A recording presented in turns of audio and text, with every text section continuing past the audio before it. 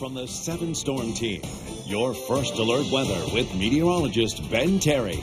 Latest update on the river stages now puts the Mermentau at near 2013 levels. 10.49 is that latest stage, still forecast to crest by 11.5 on Friday.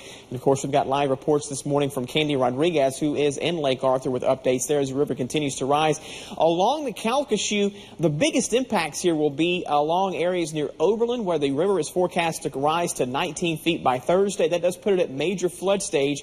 What that means is we could see some areas near the river that may be susceptible to flooding. Some homes and roads here still below what we saw back in March. And also what will be rising, folks near Whiskachita, it's forecast to rise to 17.5 feet by Thursday. That is about 2.5 feet above flood stage, and it will recede after that. So some crests expected there tomorrow. No major impacts, though, downstream. We do have some flood warnings out, but all for minor issues, Kinder and Old Town Bay. Radar looks much quieter this morning. We had storms overnight, now really blossoming here over southeast Texas. They're getting a dose of what we saw about this time yesterday. That could be a sign of some change now as this heavier rain begins to shift off to the west. One storm did produce some flash flood warnings overnight for Lafayette. It has since diminished, and still that weak front to our northwest, or a quasi-front. This is more like a fizzling front to our northwest. That's going to play key to our forecast. We'll talk about it coming up in just a bit. But looking at rain chances today, this morning,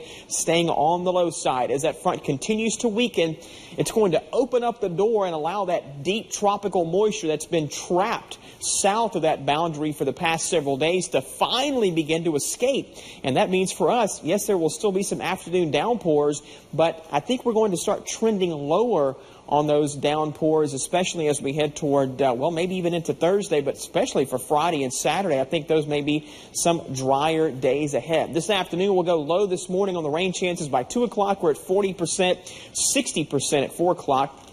With those afternoon storms being around for today, but it will not be an all-day rain event. This is mainly going to be afternoon into the early evening, and that will be the case for Thursday. I'm leaving the rain chances at 60%, but notice what happens by Friday as that front fizzles.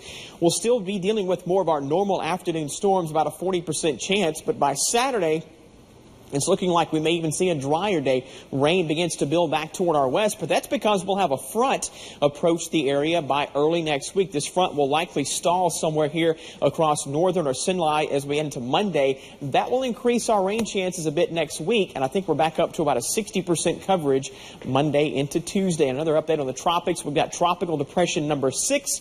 This could be upgraded to Fiona later today, but the threat minimal for us. In fact, no threat to the Gulf or a minimal threat to the U.S. as a whole. Looks like this is going to stay off in the open water and move out to sea. So just for shipping interests and the fish, that's about the only things that we'll need to be worried about that system. All right, rain chances lower into the weekend, back up next week. We need a break, and it looks like we may get it for a few days, at least for those healthy doses of storms, with the drop off a bit by Friday into Saturday. That would be welcome. Yeah, that's an understatement. Healthy dose. I think it's been more like a deluge. Right. Absolutely. Okay. 6:20 now. We want to tell you about a hiring event.